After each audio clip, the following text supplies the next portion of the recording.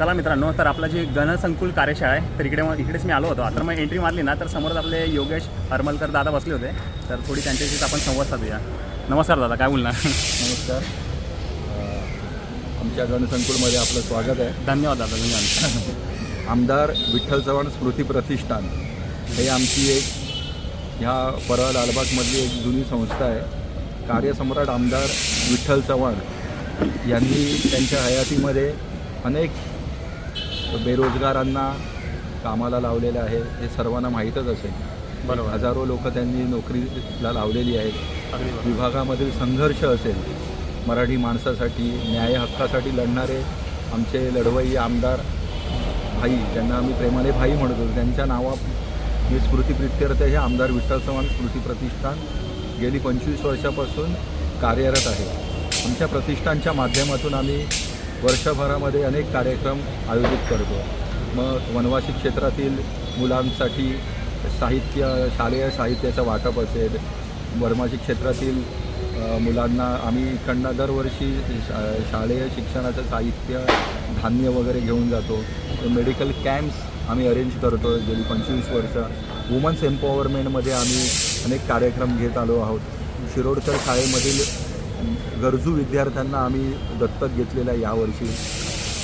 इकडेच मतिमंद मुलांची शाळा जी आहे ती आमच्या आमदार विठ्ठल चव्हाणांच्या संकल्पनेतूनच सुरू झालेली. तर त्या विद्यार्थ्यांना, स्पेशल चिल्ड्रन्सना आमच्यातर्फे आम्ही कॉम्प्युटर्स, परत त्यांना लागणारं विशेष साहित्य असतं ते देतो. त्यांच्यासाठी आम्ही एज्युकेशनल ट्रिप्स आयोजित केलेले आहेत. यावर्षी आम्ही आमच्या संस्थेचे सेक्रेटरी आणि आमदार विठ्ठल चव्हाणांचे सुपुत्र माजी नगरसेवक पराग विठ्ठल चव्हाण यांच्या संकल्पनेतून आम्ही गेली 8 वर्ष गणसंकुल हा प्रोजेक्ट राबवत आहोत.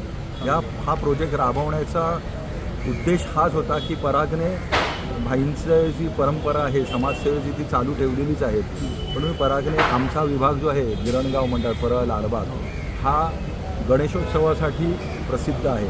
मुंबईची जी एक ओळख म्हटली जाते त्यातली एक ओळख आहे मुंबईतला गणेशोत्सव. हा गणेशोत्सव तेव्हाच साजरा होऊ शकतो की ज्यावेळेला मूर्त्या बनतील.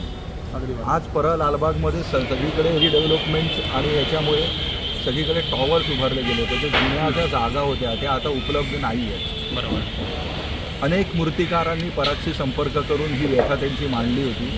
ह्या व्यथेवरती, त्यांच्या प्रॉब्लेम्सवरती काहीतरी सोल्युशन निघावं यासाठी परागने त्याच्या संकल्पनेतून, त्याच्या प्रयासातून इथे गणसंकुल हा प्रोजेक्ट उभारलेला आहे. गेली 8 वर्ष अगदी आम्ही इकडचे जे होतकरू आणि मूर्तिकार आहेत, अगदी सुप्रसिद्ध अनेक मूर्तिकार, पण त्यांच्याकडे जागा नाही आहे गणपती बनवायला. तर त्यासाठी आम्ही हा जे गणसंकुल हे जे आहे त्याची आम्ही निर्मिती केलेली आहे. आमच्या माध्यमातून आम्ही ह्या गणेश मूर्तिकारांना जागा वगैरे उपलब्ध करून देतो आणि त्यामुळे ते इथे त्यांच्या गणेश मूर्तींना साकार करतात. म्हणून आमच्या गणसंकुलची टॅगलाईन आहे की तुमची भक्ती इथे आकार घेते. अगदी बरोबर. परागने ह्यासाठी अथक प्रयत्न केलेले. आमची संपूर्ण टीम गेली 8 वर्ष हा गणसंकुलमध्ये हे गणेशोत्सवाच्या मूर्ती निर्माण होण्यासाठी अथक प्रयत्नशील आणि कष्ट घेत आहेत. हे सगळं का करावं तर गिरणगावामध्ये गणेशोत्सव मंडळं जी आहेत ती आपल्या संस्कृती टिकवण्याचंही एक कार्य करत आहेत. बरोबर. आज गणेशोत्सव झाला तर नुसतं गणेशोत्सव म्हणजे एक धार्मिक उत्सव नसून ती एक चळवळ होती स्वराज्याच्या. बरोबर. अनेक गणेशोत्सव मंडळं आमच्या इथे आहेत. लालबागचा राजा, गणेश गल्ली, नरे पार्क, कोच गल्ली, परळचा महाराजा, कृष्णनगर, लक्ष्मी कॉटेज आणि अनेक ह्या परळमध्ये झालं. पण आमच्या गणसंकुलमध्ये संपूर्ण मुंबईमधून गणेशोत्सवासाठी मूर्त्या बनवल्या जातात. एवढंच नव्हे तर मागच्या वर्षी आमच्या इथून कॅनडाला सुद्धा एक मूर्ती गेली. हो, बरोबर. आणि आम्ही लहान मूर्तिकार जे असतात ते छोट्या मूर्ती बनवतात. तर शाडूच्या मूर्तींना आम्ही विकावं, त्यांनी शाडूच्या मूर्ती की ज्याच्यामुळे पर्यावरणाचाही ऱ्हास होणार नाही. आणि एक ती सायकल आहे, इको सायकल, ती विकावी म्हणून आम्ही त्या मुलांना, मूर्तिकारांना आम्ही जास्तीत जास्त असं सांगतो की तुम्ही शाडूच्या मूर्ती करा. तर आमच्या इथे अमर वायरकर, सुनील पांचा यांच्यासारखे आहे ते वेळे वगैरे आज अमर वायरकर आमचा जो एक 8 वर्षापासून आमच्याकडे जो मूर्तिकार आहे, लहान मूर्त्या बनवतो, हो. त्याच्या मूर्त्या फॉरेनलाही जातात. अगदी केनियापासून युगांडा वगैरे अशा अनेक ठिकाणी USAला जात आहेत. तर अशा ह्या मराठी मुलांना हे सगळं शक्य व्हावं आणि ही आमची नॉन प्रॉफिटेबल ही प्रोजेक्ट आहे. बरोबर. उद्देश हाच की आपली हिंदू संस्कृती तेव्हाच टिकण्याची जेव्हा आपले सण आणि उत्सव हे होणार. बरोबर. येणाऱ्या न्यू जनरेशनला गणेशोत्सव होता हे हां, वाटू नये, बरोबर. ते टिकवण्याचं काम आपलं आहे. बरोबर, अगदी बरोबर. की तो आणि आम्ही येणाऱ्या प्रत्येक मंडळात सांगतो की तुम्ही ठेवा उत्सवाचे भान आणि वाढवा हिंदुत्वाची शान. अगदी असं बरोबर. आम्ही नेहमी त्यांना आम्ही सांगत असतो की आमच्याकडे ते अनेक जण मार्गदर्शनाला पण येतात. त्यांना आम्ही सांगतो हो. की तुम्हाला जर का काही सामाजिक उपक्रम राबवायचा असेल हो. तर आम्ही सर्व क्षेत्रांमध्ये कार्य करतो. आमच्या आमदार विठ्ठल चव्हाण स्मृती प्रतिष्ठानच्या माध्यमातून कोरोनामध्ये गरजवंतांना धान्याचं आणि वाटप तर झालंच, परंतु बराचसे काही प्रयत्न केले आणि त्याच्या माध्यमातून आम्ही 2000हून अधिक रुग्णांना कोरोनामध्ये फ्री वॅक्सिनेशन पण केले गेले. अरे मस्त. तर आहे. आणि आता तुम्ही बघतच असाल हो, अत्यंत सुबक आणि अगदी रेखीव आखीव हो. अशा मूर्त्या इथे साकार घेत आहेत. आता ही हो. जस्ट सुरुवात आहे. अजून 15 तारखेनंतर 15 ऑगस्टपासून जेव्हा मूर्तींचं आगमन चालू होईल. आगमन चालू होतं त्यावेळेला तुम्ही नक्की या, त्याच्या आधीही या. फक्त आमची तुम्हाला एक रिक्वेस्ट आहे सर्वात तुमच्या ब्लॉग्सच्या माध्यमातून हा. की आता अनेक हौशी किंवा नवीन तरुण मुलांना ही ब्लॉग्स आणि रील्स बनवायची एक आवड निर्माण झाली आहे. हां, पण त्यांना एक तुमच्या माध्यमातून मी सांगण्याचा एक प्रयत्न करतो आहे, विनंती करतो आहे म्हणा, की कोणीही कुठल्याही कारखान्यामध्ये फक्त आमच्या इथेच नाही, कुठेही गेले तरी गणेशाची जी अर्धवट स्वरूपातली जी मूर्ती असेल त्याचं व्हिडिओ शूटिंग काढून ते सोशल मीडियावर टाकू नका. गणेश हे आपलं आराध्य दैवत आहे. अगदी बरोबर. त्याचा कुठेही अपमान होता कामा नये. अगदी बरोबर. पूर्ण कलाकाराचे निर्माण झाल्यानंतर हो, ते बघण्यामध्ये एक आनंद आहे. हो. तो कलाकारालाही बनवणाऱ्याला सुद्धा मिळतो आणि पाहणाऱ्याला सुद्धा मिळतो. हे पूर्णतः त्यांची कला साकार होऊ द्या, त्यानंतरच आपण ह्याच्यामध्ये अगदी अगदी हे करा.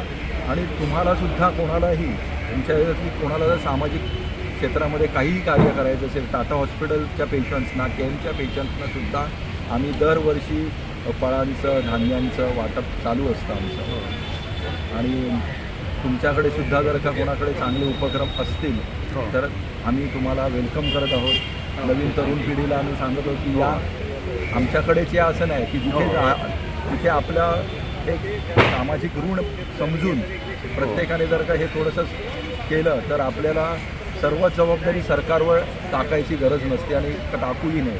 आमचा सामाजिक जे स्मृती प्रतिष्ठान आहे, आमदार विठ्ठल चव्हाण स्मृती प्रतिष्ठानचं, त्यांचं जसं आम्ही हा गणसंकुल केलं तसंच आमचं विभागातील महाराष्ट्रातील वेगवेगळ्या जे बचत गट असतात किंवा यांच्यामध्ये अनेक सुधारणी कामं करत असतात, तर त्यांच्या कलेला वाव मिळावा.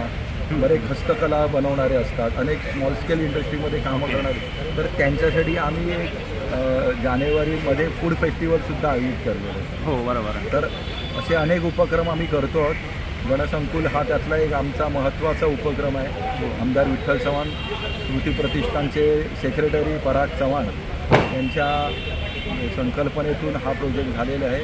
मी जॉईंट सेक्रेटरी आहे. आमच्या ह्या कार्यक्रमामध्ये गणसंकुलच्या याच्यामध्ये सचिन बाईत, गणेश गडेकर, सिद्धार्थ राणे, प्रणव डांबरे, रितेश कारेकर असे अनेक आमचे जे कार्यकर्ते रात्रंदिवस हे करत असतात. त्या सगळ्यांच्या कोणाचं अनावधानाने नाव घेण्याचं राहिलं असेल तर त्यांची मी सॉरी म्हणतो.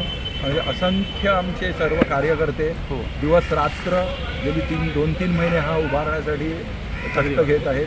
आणि नंतर ज्यावेळेला गणसंकुलामधून जेव्हा गणपती बाहेर पडतो तो आम्हाला एक आनंद पण असतो आणि एक डोळ्यामध्ये थोडीशी एक अश्रूसुद्धा असतात की इतके महिने आपण या गणरायाला आम्ही सगळं बघितलं आणि तो आपल्याकडनं निरोप घेतला.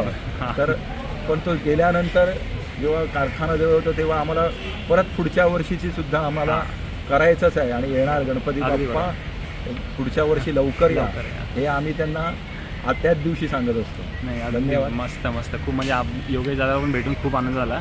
म्हणजे योगेश दादांनी पण जी आपल्याला माहिती सांगितली यांनी तर ती पण म्हणजे एकदम खूप महत्त्वाची होती. जसं आता दादांनी पण जी माहिती सांगितली की आपण जर येत आहे ना जेव्हा जी कवर आपल्याला कळायला पाहिजे की आपण काय दाखवायचं काय नाही दाखवायचे की आणि केवढी माहिती आपल्या म्हणजे लोकांपर्यंत पोहोचणे आवश्यक आहे तर तेवढीच दाखवा. आणि जसं मी पण आपल्याला मगाशी ब्लॉगमध्ये तेच सांगितलं होतं की अर्धवट मूर्ती जर रेडी नसेल तर आपण ते कंप्लीट दाखवू नका. असं एक आपली भावना सुद्धा हां भावना पण ठेचावल्या जातात. मग ते सर्व सांभाळूनच आपण ह्या गोष्टीचा विचार करूनच जे काय असेल ते आपण शूट करा.